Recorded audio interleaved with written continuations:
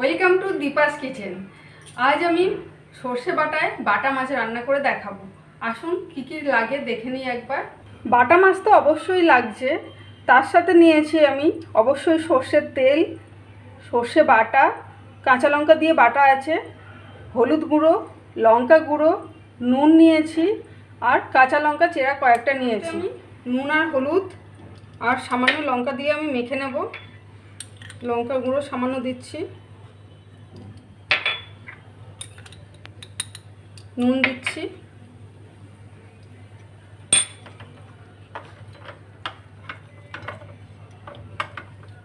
রান্নাটা আমি সর্ষের তেলে করব। কড়াই গরম হয়ে গেছে, আমি তেল দিচ্ছি। মাছটাকে ভেজে নেব প্রথমে।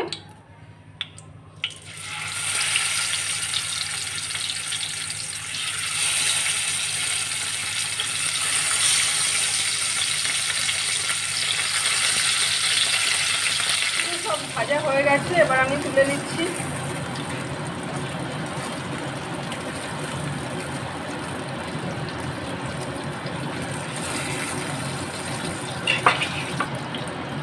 ওই তেলের মধ্যেই আমি নুন দিচ্ছি স্বাদ মতো, হলুদ গুঁড়ো অল্প করে দিলাম, আর সর্ষে বাটা বড় 2 টেবিল চামচ।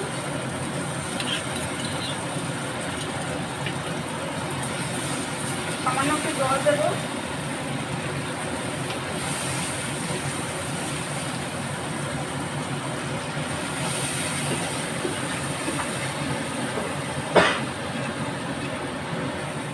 চেরা কাঁচা লঙ্কা কয়েকটা দিচ্ছি, যে যেমন ঝাল খায়। এতে আর কোনো লঙ্কা আমি দিলাম না, শুধু কাঁচা লঙ্কা দিয়েই হবে এটা।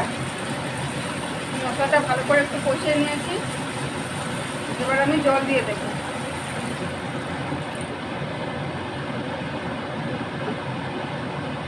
খুব বেশি না, অল্প করে জল দিতে হবে। এটা আবার ফুটতে দেবো। ঠিক আছে, এবার আমি মাছগুলো দিয়ে দিচ্ছি।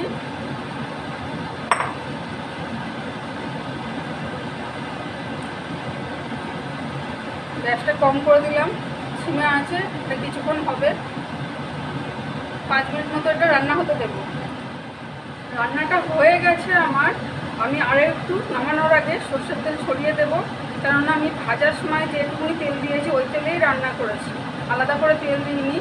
আর সর্ষে বাটা একটু শেষে সর্ষের তেল দিয়ে নামালে গন্ধটা খুব ভালো হয়।